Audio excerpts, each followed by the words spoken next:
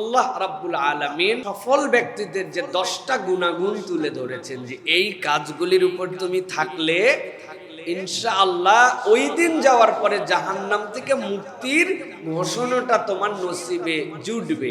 1 নম্বরে আল্লাহ রাব্বুল আলামিন কোরআনুল কারীমের 31 নম্বর সূরা লোকমান, এই লোকমানের মধ্যে আল্লাহ রাব্বুল আলামিন প্রথম থেকে জানাচ্ছেন বান্দাদের জন্য আলিফ লাম মিম তিলকা আয়াতুল কিতাবিল হাকীম।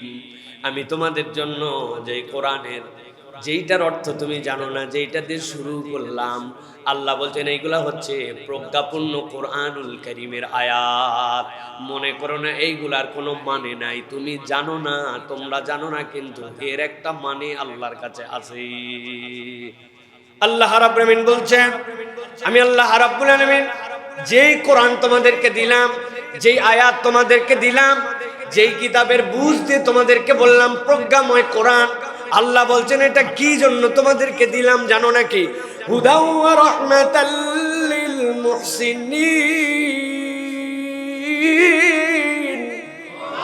আল্লাহ বলছেন এটা হচ্ছে হুদা, পথ প্রদর্শন। আল্লাহ বলছেন এটা হচ্ছে রহমত। কাদের জন্য? আল্লাহ বলছেন যারা মুহসিন হবে। আল্লাহ এরপরে পরিচয় দিচ্ছেন, ও দুনিয়ার মানুষ, তুমি যদি তোমার পরিচয়টা মুহসিনদের মধ্যে অন্তর্ভুক্ত করতে চাও, আমি এই প্রজ্ঞাপন্ন কোরআনের মধ্যে ছোট্ট 3টা পরিচয় তোমাদের জন্য তুলে ধরলাম। তুমি যদি এর অন্তর্ভুক্ত হও, তোমার নাম আব্দুল্লাহ হতে পারে, তোমার নাম আব্দুল খালেক হতে পারে, মিন্টু মিয়া হতে পারে, নজরুল ইসলাম হতে পারে, কিন্তু আল্লাহর কাছে তোমার নাম মুহসিনের দপ্তরের মধ্যে উঠে যাবে। আল্লাহ রাব্বুল আলামিন বলছেন আল্লাযীনা ইউকিমুনাস সালাতা ওয়া ইউতুনাজ যাকাতা ওয়া হুম বিল আখিরাতি হুম ইউকিনুন।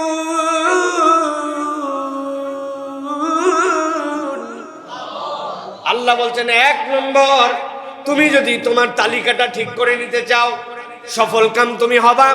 অফিসে কোন পদ তোমার হবে, অফিসের তুমি সিনিয়র অফিসার না জুনিয়র অফিসার সেটা পরে দেখা যাবে, আগে দপ্তর বন্টন করা হোক। তুমি দপ্তরের মধ্যে আসো কিনা, রেজিস্টারের মধ্যে তোমার নাম উঠছে কিনা। আল্লাহ বলছেন তুমি সফল হতে চাইলে আগে তোমাকে মুহসিনের মধ্যে নাম উঠানো লাগবে। আর তুমি যদি মুহসিনদের মধ্যে অন্তর্ভুক্ত হতে চাও, মাস্ট তুমি যেরকম মানুষই হও না কেন, ন্যূনতম তোমার মধ্যে 3টা যোগ্যতা অর্জন করা লাগবে। 1 নম্বরে আল্লাযীনা ইউকিমুনাস সালাহ। বান্দা তোমার কোনো পরিচয় থাকবে না, 1 নম্বর পরিচয় হবে তুমি দুনিয়ায় যে অবস্থায় থাকো না কেন, তুমি সালাত আদায়কারী, সালাত কায়েমকারীদের দপ্তরে তোমার থাকা লাগবে। তবে মাঝে মাঝে মিস দেওয়া যাবে যদি বেশি ব্যস্ততা থাকে, যদি ধান কাটার সময় আসে, ধান লাগানোর সময় থাকে, পরীক্ষার চাপ, ওই সময় যদি নামাজ নাও পড়া হয়, তাহলে অন্তত মুহসিনের দপ্তরে আল্লাহ বাইপাস করে ঢুকাবে। তাই তো বুঝেন? কিন্তু আল্লাহ রাব্বুল আলামিন বলছেন না, আল্লাযীনা ইউকিমুনাস সালাহ। তোমার 1 নম্বর পরিচয়, তুমি সালাত আদায়কারীদের মধ্যে, সালাত কায়েমকারীদের মধ্যে তোমার নাম অন্তর্ভুক্ত করবে। 2 নম্বরে ওয়ায়ুতুনাজ যাকাত। তোমার যদি সম্পদ আল্লাহ রাব্বুল আলামিন দিয়ে দেন, তাহলে খবরদার ভেবো না সব সম্পদের মালিক বোধহয় আমি। একটা হচ্ছে ঐচ্ছিক দান, আরেকটা হচ্ছে বাধ্যতামূলক। আল্লাহর সম্পদ তোমার কাছে আছে, আল্লাহর সম্পদ কোনটা তোমার মধ্যে আছে। 1 বছর যদি পার হয়ে যায়, নিসাব যদি অতিক্রম হয়ে যায়, 1 লাখ টাকার মালিক তুমি, কিন্তু খবরদার মনে করো না পুরা টাকা আমার। আল্লাহ বলছেন 97,500 টাকা তোমার, আর আল্লাহ বলছেন বাকি ওই 2,500 টাকা তোমার কাছে আছে, কিন্তু টাকাটা আল্লাহর। 7.5 ভরি স্বর্ণ তোমার কাছে আছে, কিন্তু তুমি মনে করতেছো 7.5 ভরি আমার। না, ওর 2.5% হচ্ছে আল্লাহ রাব্বুল আলামিনের। আল্লাহ বলছেন তোমার 2 নম্বর পরিচয় ওয়ায়ুতুনাজ যাকাত। তুমি কখনো এটা তোমার সম্পদ মনে করো না, তোমার সম্পদের পবিত্রতা হিসাবে তুমি সব সময় যাকাত আদায়কারী। সুবহানাল্লাহ। 3 নম্বর আল্লাহ রাব্বুল আলামিন বলছেন হুম বিল আখিরাতি হুম ইউকিনুন।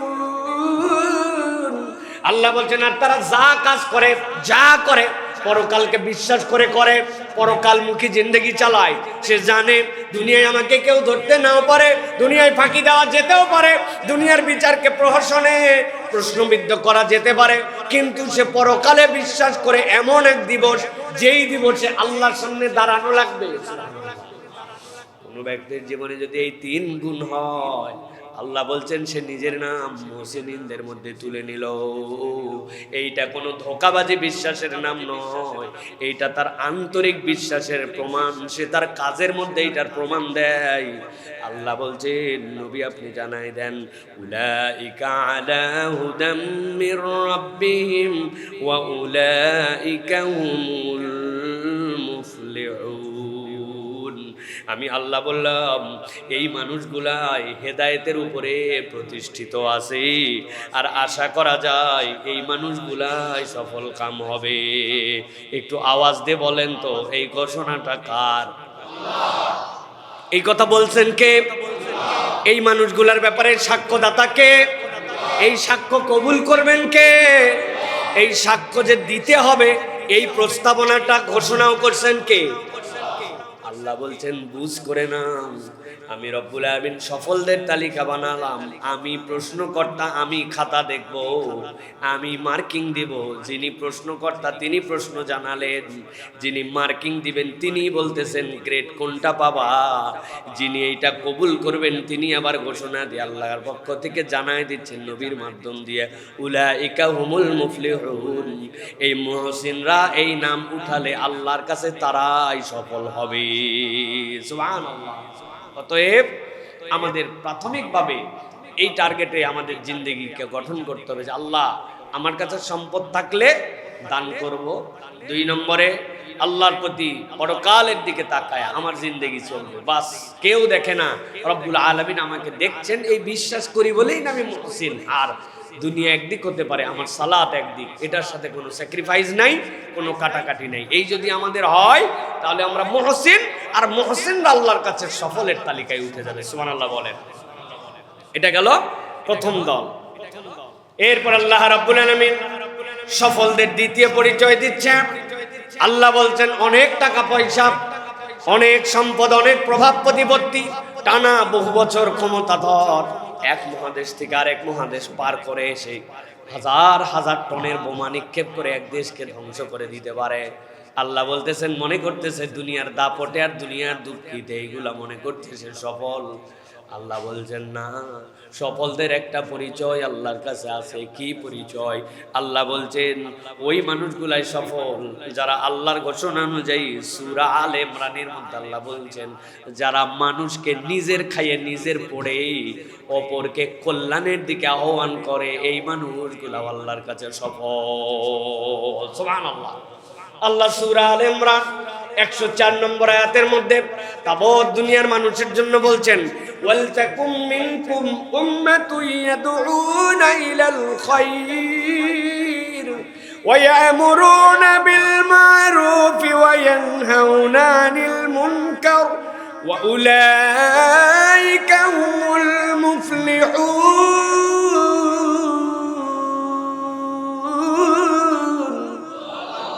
আল্লাহ বলছেন ও দুনিয়ার মানুষ, আমি আল্লাহ আশা করি তোমাদের মধ্যে এমন কতগুলা লোক হবে, ওয়ালতাকুম মিনকুম উম্মাহ, ছোট্ট ছোট্ট দল হয়ে যাবে তোমাদের মধ্যে, যেই মানুষগুলার দুনিয়া লাগবে, রুজি লাগবে, ওই মানুষগুলারও টার্গেট আছে তার একটা বড় বাড়ি হলে সুন্দর হয়, ওই মানুষেরও টার্গেট আছে মাঠে যদি তার 100 বিঘা জমি থাকে ভালো হয়, ওই মানুষেরও টার্গেট আছে ব্যাংকের মধ্যে যদি তার বেশ কিছু রিজার্ভ থাকে তার ভালো হয়।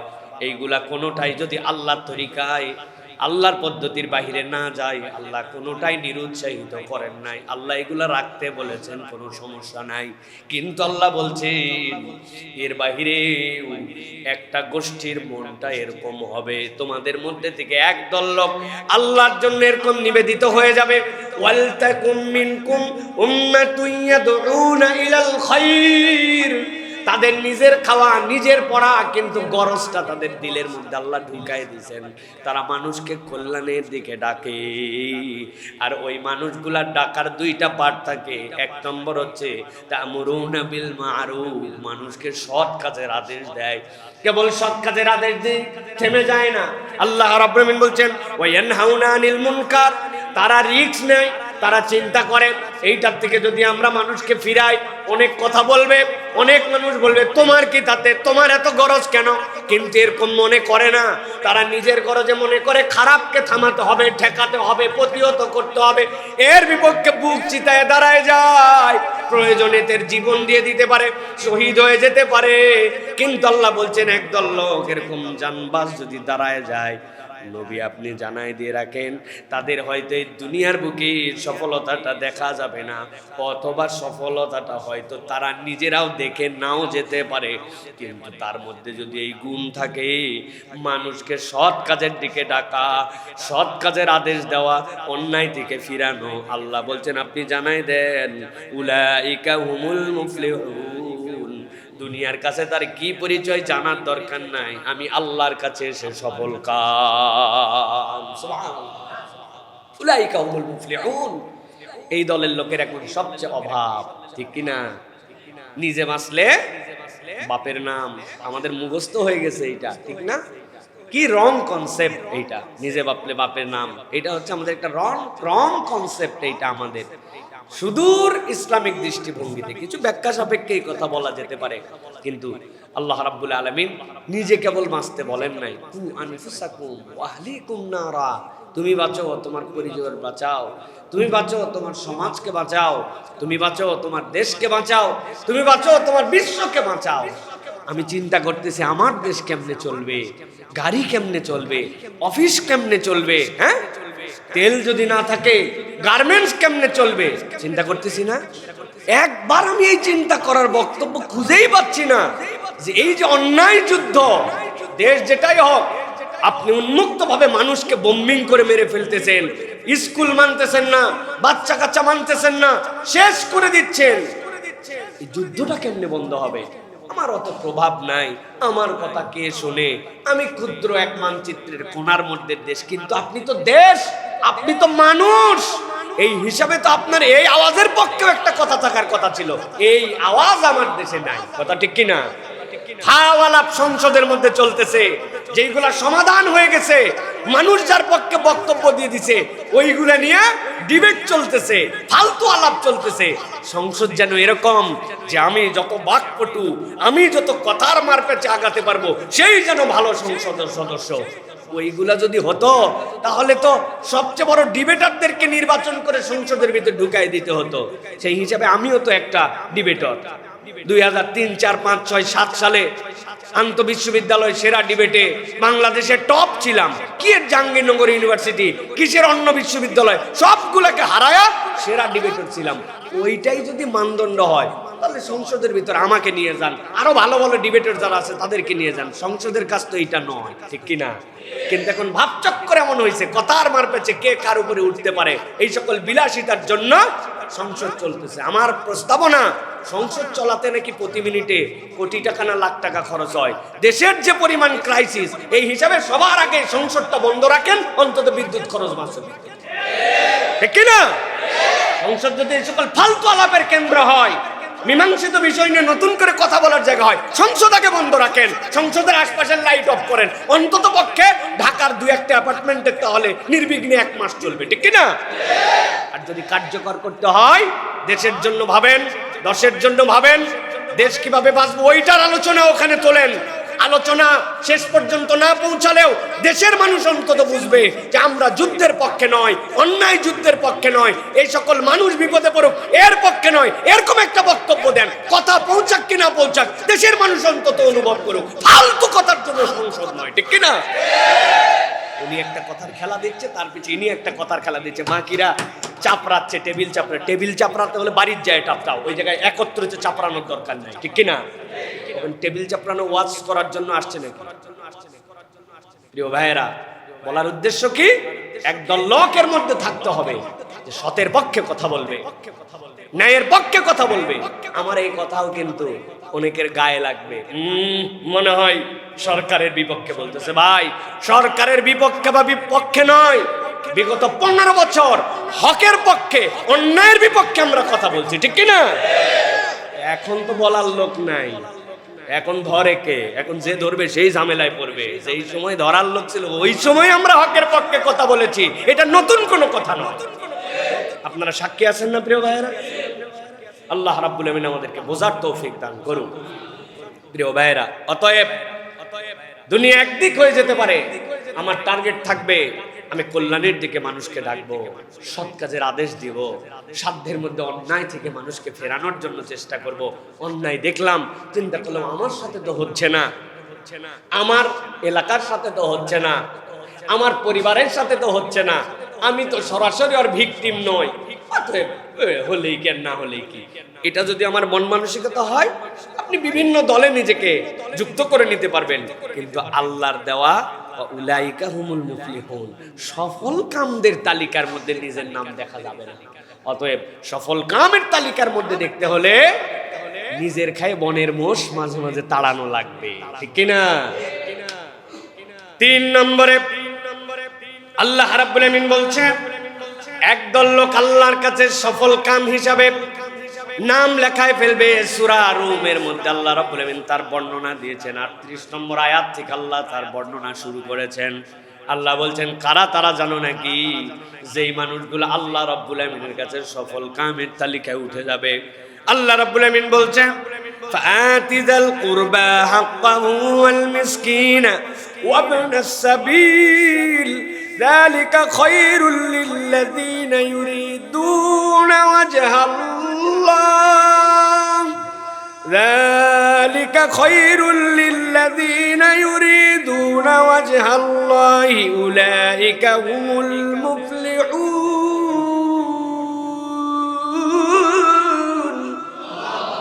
আল্লাহ বলছেন, ও আমার হাবিব, আপনি জানাই দিয়ে রাখেন আপনার উম্মতের ভিতরে একদল লোকের তবিয়ত একটু ভিন্ন রকম হবে।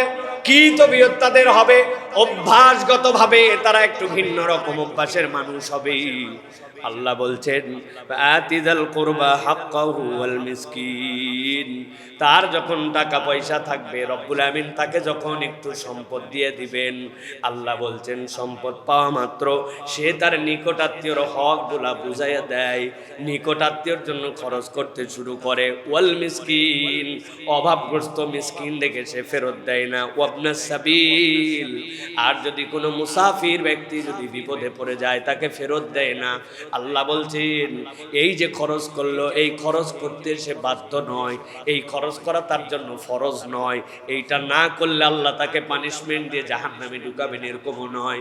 কিন্তু তার দিলটা প্রস্তুত হয়ে গেছে, কোথাও একটু দেওয়ার জন্য আহ্বান আসছে, তার সামর্থ্যের মধ্যে আছে, কম সামর্থ্যে থাকলে কমের মধ্যে থেকেই দেয়, বেশি সামর্থ্যে থাকলে কঞ্জুসামি করে না।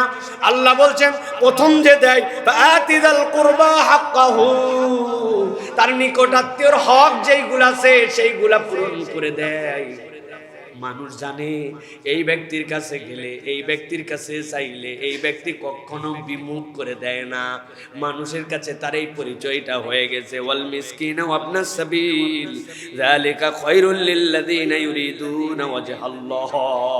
আল্লাহ বলছেন, এটা কেবলমাত্র একমাত্র ওই উদ্দেশ্যের জন্য যেন আমার আল্লাহ খুশি হয়ে যান, আল্লাহর সন্তুষ্টির জন্য, লোক দেখানোর জন্য নয়। সমাজে তার দানবীর পরিচয় হয়ে যাবে, আমার একটা টাকা পয়সা হয়েছে, না দিলে মানুষে কি বলবে, কোন রকম সুনাম সুখ্যাতি কামায়ের জন্য নয়। আল্লাহ বলছেন, ইউরিদুনা ওয়াজহাল্লাহ, কেবলমাত্র আল্লাহর দিকে তাকাইছে, আমার আল্লাহ যেন আমার প্রতি একটু রাজি খুশি হয়ে যায়। আল্লাহ বলছেন, আল্লাহর রাজি খুশির জন্য ক্ষুদ্র থেকে ক্ষুদ্র দানও যদি করে থাকে, আল্লাহ বলছেন নবী জানায় দেন, উলাইকা হুমুল মুফলিহুন, আল্লাহ সফল কামদের তালিকায় ওই ব্যক্তির নামটাও উঠাইয়া নিবে। সুবহানাল্লাহি বিহামদি। অতএব প্রিয় ভাইরা, সুযোগ থাকলে দান করার মেন্টালিটি, খরচ করা, নিকটজন, নিকট আত্মীয়, আমি একটা পর্যায়ে চলে আসছি কিন্তু আমার আত্মীয় স্বজন তাদের খবর আমি আর রাখি না। আমার গ্রামের সাথে আমার কোনো কানেক্টিভিটি নাই। আমি এখন শহরে হয়ে গেছে। জিজ্ঞাসা করে ঈদ করতে কি গ্রামে যান? কার কাছে যাব ভাই, আর ভাল লাগে না, পরিবেশ নাই এই জন্য। অথচ উনি নিজে একটু পরিবেশ বানিয়ে নিতে পারতেন। গ্রামে গেলে দুটা মানুষ হলেও তার দ্বারা বেনিফিটেড হতো, উপকার হতো। কেবল নিজের চিন্তা করে না, নানার দেশের সাথে, দাদার দেশের সাথে, নিজের অরিজিনের সাথে তার একটা সম্পর্ক আছে। এই সম্পর্কটা কি জন্য? আল্লাহকে খুশি করার জন্য। আল্লাহ, এখানে আসলেও আমার কিছু নাই, কিন্তু আশপাশের মানুষ আমি গেলে একটু উপকৃত হয়, এই জন্য আমি এই সম্পর্কটা নির্মাণ করে রেখেছি। এটা যদি তার মেন্টালিটি হয়, আল্লাহ বলছেন দুনিয়ায় তার হয়তো অত সুনাম সুখ্যাতি হবে না, কিন্তু জেনে রাখো আল্লাহর খুশির জন্য যদি দান খয়রাত করে, আল্লাহ তার নামটা সফল কামদের তালিকায় তুলে দিবেন। সুবহানাল্লাহ। এটা গেল 3 নম্বর আয়াত।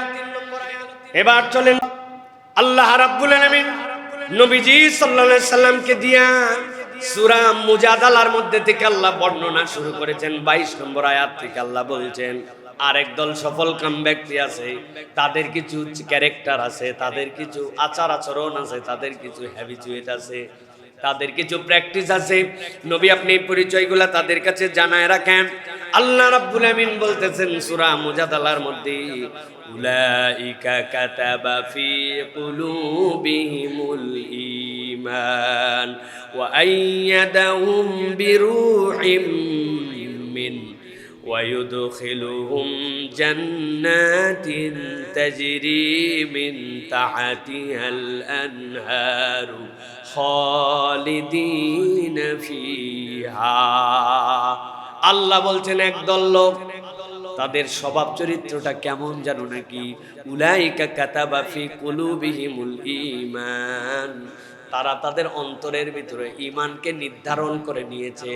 আল্লাহর প্রতি বিশ্বাস, আল্লাহর প্রতি ভরসা, ইসলামের প্রতি আনুগত্য, এটা তারা নিজের উপরে নিজেই নির্ধারণ করে নিয়েছে। মৃত্যু একমাত্র ছেদ করে আল্লাহর কাছে তার হায়াতকে নিয়ে যেতে পারে, কিন্তু হায়াতে থাকতে সে অন্য কোনো দিকে দৌড়ায় না, সে ঈমানের উপরেই নিজেকে রাখে। সুবহানাল্লাহ। কত প্রতিকূল পরিবেশ হয়, কত ধরনের সমস্যার সম্মুখীন হয়, কত ধরনের অফার তার সামনে চলে আসে, কিন্তু আল্লাহ বলছেন কোনো অফার সে গ্রহণ করে না। সে ইমানের কষ্টি পাথরটাকে সামনে রাখে। আমার আল্লাহ আমার ইমান এটাকে পছন্দ করে কিনা, আল্লাহ এবং তার ইমানের উপরে নিজেকে রাখে। আল্লাহ বলছেন ওয়া আইয়াদাহুম বিরূহিম মিনহু, আর তারা এর উপরে তাদের অন্তরকে শক্তিশালী করে ফেলেছে। এই দিক থেকে তাদেরকে কেউ অন্য দিকে নিতে পারে না। আল্লাহ রাব্বুল আলামিন মূলত সাহাবীওয়ালা ক্যারেক্টারের কথা এখানে বর্ণনা করেছেন। ওই সাহাবীকে উঠানো হয়েছে অঙ্গারের উপরে, জিজ্ঞাসা করা হয়েছে তুমি কি ঈমান আনছো না আনো নাই? তুমি যদি বলো আমি ঈমান থেকে সরে যাব, তাহলে তোমার জন্য আযাবকে দূর করে দেওয়া হবে। এত কষ্ট পাইছেন, কষ্ট পাই মুখে মুখে বলছেন সরে গেলাম, কিন্তু দিলের মধ্যেই কথার তাসির তার লেগে গেছে যে মুখের কথাও তো বললাম।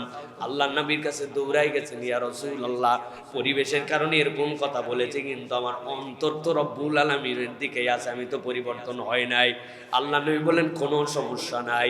আল্লাহর পক্ষ থেকে আয়াতে কারিমাও চলে আসলো, এদের অন্তরটা দ্বীনের উপরে স্থায়ী হয়ে গেছে। মুখের কথাই তখন কি বাজায় আসে, ওইটা তার মনের কথা নয়, ওইটা পরিস্থিতির কারণের কথা। আল্লাহ বলতেছেন এই শ্রেণী তো আছে, আরেকটা শ্রেণী আছে নিজেদের অন্তরকে তার প্রতি শক্তি করে ফেলছে। বেলাল রাদিয়াল্লাহু তাআলাকে বলা হয়েছে শুধু একটা কথা বলো, যেই জায়গায় তুমি আছো এই একই জায়গাতে তুমি না কেবল মুহাম্মদ সাল্লাল্লাহু আলাইহি ওয়াসাল্লাম যদি থাকতো তাহলেই তোমাকে ছেড়ে দিব বলে আমি শতবার এই জায়গার মুখোমুখি হতে রাজি আছি, কিন্তু আমার হাবিব সাল্লাল্লাহু আলাইহি ওয়াসাল্লামকে একবার ওইটার মুখোমুখি এই কল্পনাও করতে আমি রাজি নাই। সুবহানাল্লাহ। আল্লাহ রাব্বুল আমিন বলছেন উলাইকা কাতাবা ফি কুলুবিহিমুল ঈমান ওয়া আইয়াদাহুম বিরূহিম মিনহু ওয়া ইউদখিলুহুম জান্নাতিন তাজরি মিন তাহতিহাল আনহার খালিদিনা ফিহা রাদিয়াল্লাহু আনহুম ওয়া রাদু আন উলাইকা হিজবুল্লাহ আলা ইন্না হিজবাল্লাহি হুমুল মুফলিহুন।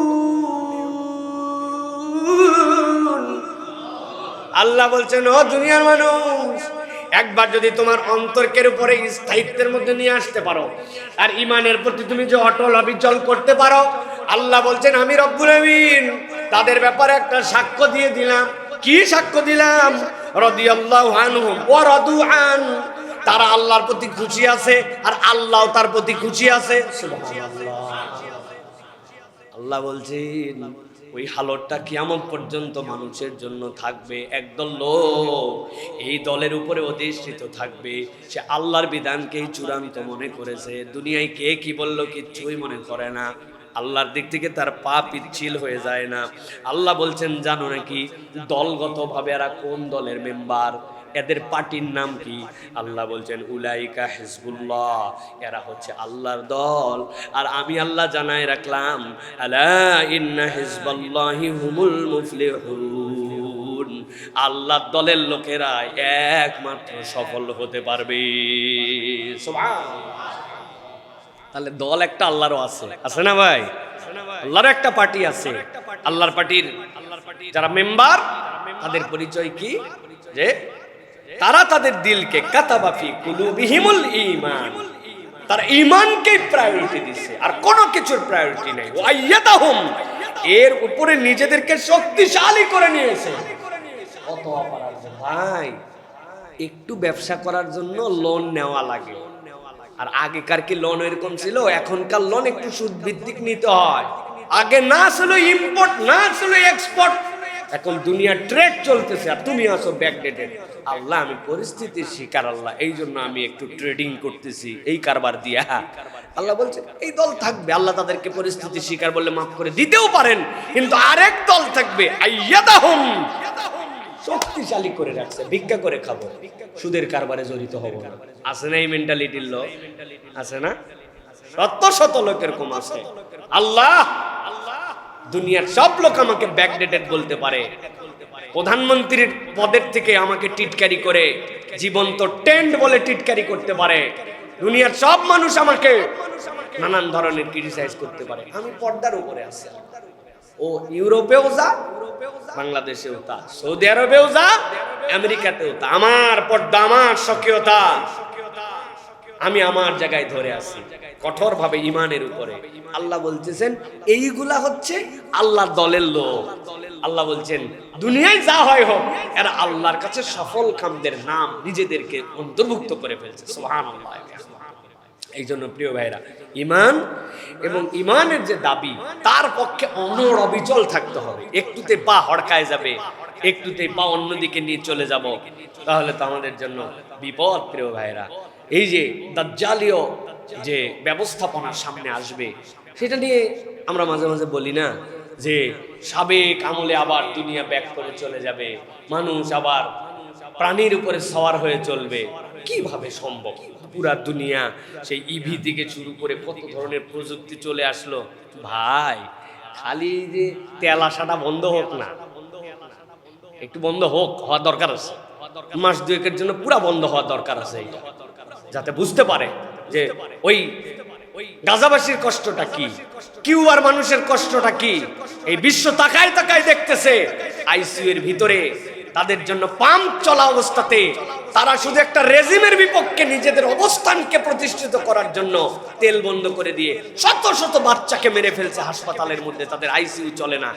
এই রানিং দুনিয়ায় কিউবাতে রানিং আজকেও তাদের কাছে তেল নাই, তাদের হাসপাতাল বন্ধ হয়ে গেছে। আমাদের বন্ধ হলে কি সমস্যা? যদি বন্ধ হওয়া দরকার, যারা পুরো পৃথিবী যেন অনুভব করতে পারে, আমরা যেন এই কষ্ট আমরা যেন বুঝতে পারি। আল্লাহ হেফাজত করুক। এটা আবেগ দিয়ে বললাম, হয়তো বিবেক দিয়ে না, কিন্তু এই কষ্টগুলি দুনিয়ার মানুষ অনুভব করতেছে। সব যদি বন্ধ হয়, আপনি বলতেছেন আমার তেলের গাড়ি না, আমার ইভি ইলেকট্রিক। ও বাবা, আপনার বিদ্যুৎ না থাকলে কোত্থেকে আপনারা চার্জ দিবেন ভাই? চিন্তা করতেছেন গ্যাস লাগবে না, রাইস কুকার, রাইস কুকারে খাওয়া লাগবে না, খড়ি খোঁজা লাগবে আপনার। রাইস কুকার তো চলে বিদ্যুৎ দিয়া, বিদ্যুৎ নাই তো আপনি রাইস কুকার করতে চালাবেন। গাড়ি ঘোড়া সবগুলো জায়গায় পড়ে থাকবে। কালকে দেখলাম আমার গাড়ি তো দুর্বল, কম দামি এক গাড়ি, আরেকটা নাম বললাম না, কোটি টাকার উপরে গাড়ি দেখি, নসিমন আছে না, নসিমন চিনেন? পট পট পট পট পট, ওইটা দিয়ে টাইনে নিয়ে যাচ্ছে। ছবি তুলে রাখছি আমি, বানায় বলতেছি না। আরেকটা হেভি দামি গাড়ি ট্রাক্টরের উপর উঠাইছে। আমি আমার ময়েনকে বললাম, ট্রাক্টরে উঠানো তো একটা কঠিন ব্যাপার। ওই বলতে ঠেলায় পড়লে উঠে যায়। এই যে দুনিয়ার বাস্তবতা, এই বাস্তবতায় আবার ঘোড়ার পিঠে ওঠা খুব দূরের কথা, কুত্তার পিঠে ওঠা লাগবে। ঘোড়া তো অনেক দূর, কত ঘোড়া পাবেন কোথায়? প্রিয় ভাইয়েরা, দুনিয়া এরকম হয়ে যেতে পারে। যারা আমরা মনে করতেছি মাশাআল্লাহ এই অবস্থায় আছি, এলা মাইক মাইক চলবে না, মুখ দেওয়াজ করা লাগবে, মোবাইল টোবাইল কিচ্ছু থাকবে না, তখন আপনি কি, আপনি তখন আবার মুহূর্তের মধ্যে 48 ঘন্টার মধ্যে 100 বছর পিছায় চলে গেছেন, 150 বছর 200 বছর পিছায় চলে যাবেন, ঠিক কি না? এই সময় আপনাকে একজন বলছে তোমার মোবাইলটা অন করাই দিব আর তোমার গাড়ির তেল দিব, আমার কথা শোনা লাগবে। রাজি না? রাজি না? যা বলবে তাই রাজি। তোমার কথা শোনা লাগবে মানে পা দাও, তলা দাও, গু লাগাই দাও, সাইডে দিচ্ছি। কারা করবে এটা? যারা ইমানের উপরে যারা অবিচল থাকতে পারবে না, এই সময়ও যারা সুপরিস্থিতিতে, পজিটিভ পরিস্থিতিতেও যারা আল্লাহর দিকে থাকবে না, ওই সময় ওই মানুষের ইমান রাখতে পারবে না। এটাই বাস্তবতা, ঠিক কি না? দাজ্জাল আপনাকে যে দেখাবে বৃষ্টি নেমে যাচ্ছে, জান্নাত দেখাই দিচ্ছে, তার হুকুমে আল্লাহ পাওয়ার দিচ্ছে, সব হচ্ছে, আপনি কেমনে ইমান ধরে রাখবেন? সম্ভব না তো। আপনি এখনই তো ইমান বেঁচে দিবেন। এই জন্য আল্লাহ বলছেন উলাইকা কাতাবা ফি কুলুবিহিমুল ঈমান ওয়া আইয়াদাহুম বিরূহিম মিন, এর উপরে কঠিন বানায় ফেলছে। আল্লাহর দিক, আল্লাহর দিকই, ভালো পরিবেশেও আল্লাহর দিক, খারাপ পরিবেশেও আল্লাহর দিক। এখন না আপনাকে প্রমাণ দিতে হবে, সব সুযোগ থাকার পরেও আমি আল্লাহর দিকে আছি, তখন না আল্লাহ আপনাকে সাপোর্ট করবে, আল্লাহ আপনার দিলকে মজবুত বানায় দিবে। দুনিয়া একদিক হয়ে যাবে, যুবক দাঁড়ায় যাবে, কিসে তুই আমারে মারে ফেলবি, আবার তুই জীবন দিবি, তাও তুই দাজ্জাল। দাজ্জাল তাকে হত্যা করে ফেলবে, সে দেখবে, সাথে সাথে আবার জীবন দিবে, দাঁড়াবে, আমি তোরে মারছি, আমি জীবন দিচ্ছি, বলছি তাও তুই দাজ্জাল। আমার নবী এই কথা বলছিল, আমার ঈমান আছে। ওই যে প্রতিরোধ শুরু হবে, ওইটা একজন যুবক ঈমানদার দিয়ে প্রতিরোধ শুরু হবে। সুবহানাল্লাহ। ওটা ওই অপসংস্কৃতি, পশ্চিমা সংস্কৃতির গড্ডালিকায় নিজেকে নিমজ্জিত করে দেওয়া, হ্যাঁ, পরিবেশ পরিস্থিতি অনুযায়ী ইসলাম যতটুকু ভালো লাগে ততটুকু পালন করা, আল্লাহ আল্লাহ রাসূলের দিক থেকে দূরে সরে যাওয়া, এই মানুষের দ্বারা সম্ভব হবে না। আল্লাহর কাছে দোয়া করেন, আল্লাহ দাজ্জাল আসার অন্তত 200 বছর আগে যেন আমরা দুনিয়ার থেকে ঈমান নিয়ে চলে যাই। আমাদের যে, আপনাদেরটা জানি না, আমার যে অবস্থা, টেকা কঠিন, কথা ঠিক কিনা? অনেকে আমাদের মধ্যে দোয়া করে, আল্লাহ আমাদের মেহেদী সৈনিক বানাবো। ওরে বাবা রে, টায়ার পাঞ্চার হলে লাফ দিয়ে উঠে, দোকানে শাটার নামায় ফেলছে, ট্রাক বাস্ট হয়েছে, পরে বলছে ওই ট্রাক বাস্ট হয়েছে, আমি বুঝি নাই, মনে করছি যে কি হয় না হয়, বন্ধ করে হালালাম। যারা দোকান বন্ধ করে ফেলে, ট্রাক বাস্ট হলে তারা মাহাদি সৈনিক হতে যাবে। আল্লাহর কাছে মাপ চান, আল্লাহ ইমানের সাথে তাড়াতাড়ি দুনিয়ার থেকে নিয়ে নেয়। মাহাদি সৈনিক যারা ওইরকম মজবুত ইমান, তারা জানো, আর আমাদের বাচ্চারা যেন ওই দিকে যেতে পারে, সেই ব্যবস্থা করেন, সেই ব্যবস্থা করেন। আল্লাহর কাছে দোয়া করতেছি না আমরা, রব্বানা হাবলানা মিন আজওয়াজিনা ওয়া যুররিয়াতিনা কুররাতা আয়ুনিন ওয়াজআলনা লিল মুত্তাকিনা, আল্লাহ মুত্তাকিদেরকে আমাদের ইমাম বানায় দাও। তাই তো না? তাই তো। খবরদার উল্টা পাল্টা অর্থ বলেন না। ওয়াজআলনা লিল মুত্তাকিনা ইমামা, আল্লাহ আমাদেরকে মুত্তাকিদের ইমাম হওয়ার যোগ্যতা দাও। ইসলাম লিডার হওয়ার আবেদন করছে সন্তানদের জন্য, পরে অনুসারী বানাতে বলে নাই। সুবহানাল্লাহ বলেন। কি দোয়া করতেছি তাই তো বুঝলাম না। আল্লাহ আমার সন্তান, আমার পরিবারকে চোখের শীতলতা বানাও, আর আমার সন্তানদেরকে ইমানদারদের, মুত্তাকিদের আমির বানাও, লিডার বানাও। এই দোয়া না আমি করছি। আল্লাহ আমাদের সন্তানদের, এর মানে কি, তারা প্রত্যেকে এক একজন লিডারশিপের কোয়ালিটি নিয়ে বড় হবে, প্রত্যেকে এইরকম আল্লাহর দলের মধ্যে আসবে, তারা যেন নিজের পরিচয় দিতে পারে আমি আল্লাহর দলের সদস্য। আল্লাহ যেন এরকম যোগ্য মানুষ আমাদেরকে বানানোর তৌফিক দান করেন। কেমনে হবে এটা? খালি আমিন বলে না, ইমানের উপরে অটল অবিচল থাকার শপথ নিতে হবে। পারবো ইনশাআল্লাহ। 5 নম্বরে আল্লাহ রাব্বুল আমিন সূরা মায়েদার মধ্যে বলছেন, আরেক দল লোক নবী আপনি জানায় রাখেন সফল কামদের মধ্যে অন্তর্ভুক্ত হবে। সূরা মায়েদার 90 নম্বর আয়াত থেকে আল্লাহ বলছেন, ইয়া আইয়ুহাল্লাযীনা আমানু ইন্নামাল খামরু ওয়াল মাইসিরু ওয়াল আনসাবু ওয়াল আজলাম রিজসুম মিন আমালিশ শাইতান ফাজতানিবু লাআল্লাকুম তুফলিহুন। আল্লাহ বলছেন নবী জানাই দিয়ে রাখেন, দুনিয়ায় কতগুলা বাজে অভ্যাস আছে, এইগুলা ত্যাগ করতে হবে, শতভাগ ত্যাগ করতে হবে, ধারে পাশেও তার সম্পর্ক নাই। আল্লাহ বলতেছেন ইয়া আইয়ুহাল্লাযীনা আমানু ইন্নামাল খামরু, মদ এবং মাদকতা, মদের সাথে মাদকতার সাথে নেশার সাথে শুধু সম্পর্ক তার থাকবে না, তবে মদ না খালেও মাঝে মাঝে গুল লাগানো যাবে, তাই তো না? ঈদের চাঁদে কেবলমাত্র একটু বিড়ি টিড়ি টানা যাবে তো যাবে না? আল্লাহ রাব্বুল আলামিন বলছেন নেশা এবং নেশা জাতীয় যা কিছু আছে তার থেকে তোমার সম্পর্ক থাকবে না। ইয়া আইয়ুহাল্লাযীনা আমানু, ও ঈমানদারেরা, ইন্নামাল খামরু ওয়াল মাইসির ওয়াল আনসাব ওয়াল আজলাম রিজুজুম মিন আমালিশ শাইতান।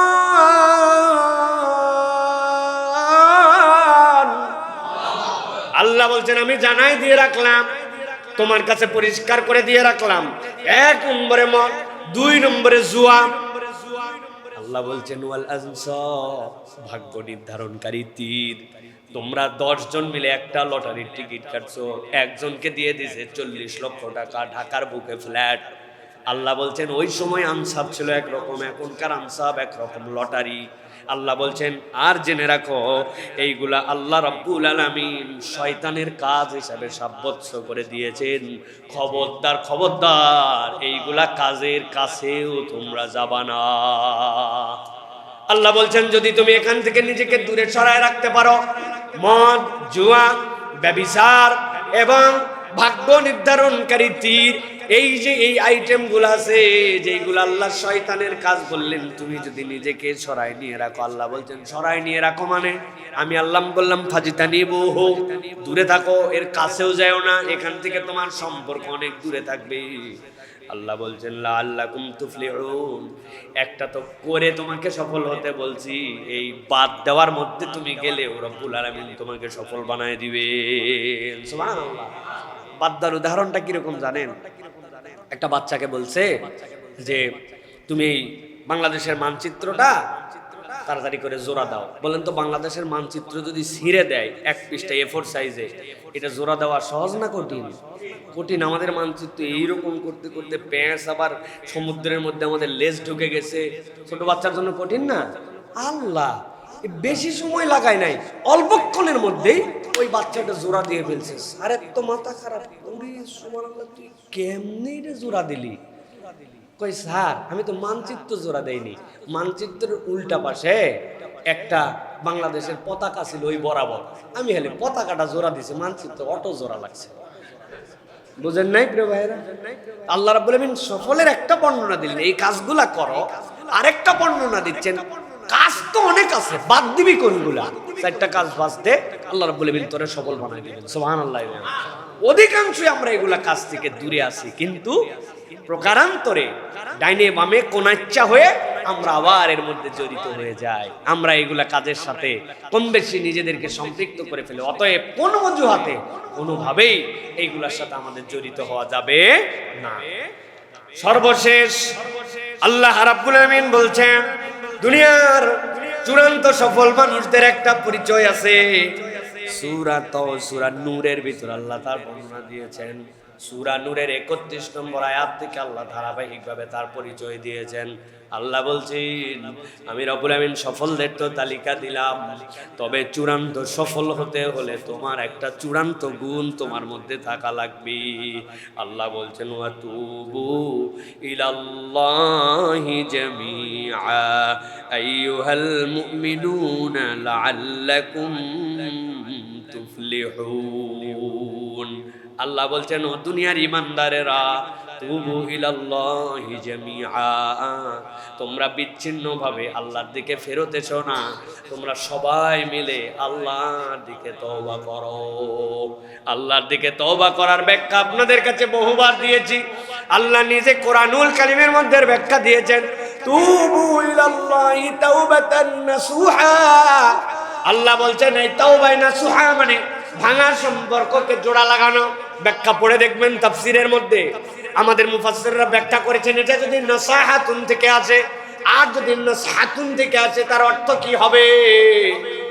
পচা কাপড় দিয়া আপনার আম্মা, আপনার আমার নানি দাদিরা নাতিদের জন্য কাঁথা বানাইছিল, যেই কাপড় টান দিলে পরপর করে ছিঁড়ে যায়, কিন্তু যখন 3 তক্কায় এক জায়গায় করে ছোট ছোট সেলাই দিয়েছে, 6 মাস বাচ্চা প্রস্রাব পায়খানা করে, ওই কাঁথা ছিঁড়ে না, ঠিক কিনা? আল্লাহ বলছেন তোর সম্পর্ক আল্লাহর সাথে ভেঙে গিয়েছিল, কিন্তু আবার জোড়া লাগা, একাই না, সব মুসলমান মিলে ভাঙা সম্পর্ক আল্লাহর দিকে জোড়া লাগাও। আর নাসাহা মানে আল্লাহ রাব্বুল আলামিন বলছেন তুমি তোমাকে পাকা করে ফেলো, ঝালাই করে ফেলো, সোনা গোলায় যেরকম মূল জায়গায় ফেরত আসে, আবার তোমার পাপ পঙ্কিলতা, অতীতের জীবন, পূর্বের ভুল, ইচ্ছায় অনিচ্ছায় সবগুলা থেকে তওবা করে আল্লাহর কাছে চলে আসো। আল্লাহ বলছেন সব মানুষ সব গুণে গুণান্বিত হতে পারবে না, কিন্তু ইমানদারেরা যদি আল্লাহর কাছে একবার ফেরত আসে আর নিজেকে একবার যদি আল্লাহর কাছে রুজু করে দেয়, আল্লাহ বলছেন আইয়ুহাল মুমিনুন লাআল্লাকুম তুফলিহুন, আশা করা যায় এই তওবা তোমাকে সফল বানায় দিবে। সুবহানাল্লাহ। অতএব প্রিয় ভাইয়েরা, খুব সংক্ষেপ আলোচনা, প্রত্যেকটা পয়েন্ট ধরে ধরে দীর্ঘ কথা বলার সুযোগ আছে, কিন্তু আজকে এবং জুমা পূর্ব অধিবেশনে শিক্ষিত মানুষের কাছে অল্প কথায় যথেষ্ট। আশা করি যে গুণগুলার কথা বলেছি খুব কঠিন কিছু না, একটু যদি আমরা ঠান্ডা মাথায় আবার যে চিন্তা করি, আলোচনাগুলো যদি আবার সুযোগ পাই কোথা থেকে শুনে নিয়ে যদি একটু নোট করি, করে যদি প্ল্যান করি যে এই কয়টা ভালো এই কয়টা খারাপ, দেখি না তালিকা দিয়া আমি কেমনে ভালোর দিকে চলতে পারি, কেমনে আমি একটু আমার জীবন পরিবর্তনকারী সিদ্ধান্ত নিতে পারি। আমাদের সমস্যা বক্তাও চিন্তা করে, ওয়াজ আজকে করছি মাশাআল্লাহ, আলোচনার মতো একটা আলোচনা হয়েছে, জনগণ বলে শুনে যার শান্তি পাইছে, দিলটা জুড়ায় গেছে, জুমার বক্তব্য তো এরকমই হওয়া লাগে, এইরকম প্রশংসা করে গেছে। বক্তাও সফল, শ্রোতাও সফল, তাই তো না ভাই? না ভাই না, আমাদের একটু নিজেদের জীবনকে নতুন করে একটু অ্যানালাইসিস করে আমরা যেন সামনের দিকে এই সিদ্ধান্তগুলো নিজের জীবনে বাস্তবায়ন করতে পারি। আল্লাহ যেন সেই তৌফিক দান করেন। আল্লাহ যেন তার সফল কাম বান্দাদের মধ্যে আমাদের নামগুলোকে অন্তর্ভুক্ত করে নেন। যা বললাম আমাকে এবং আমাদের সকলকে সে অনুযায়ী জীবনযাপন করার মতো তৌফিক দান করে।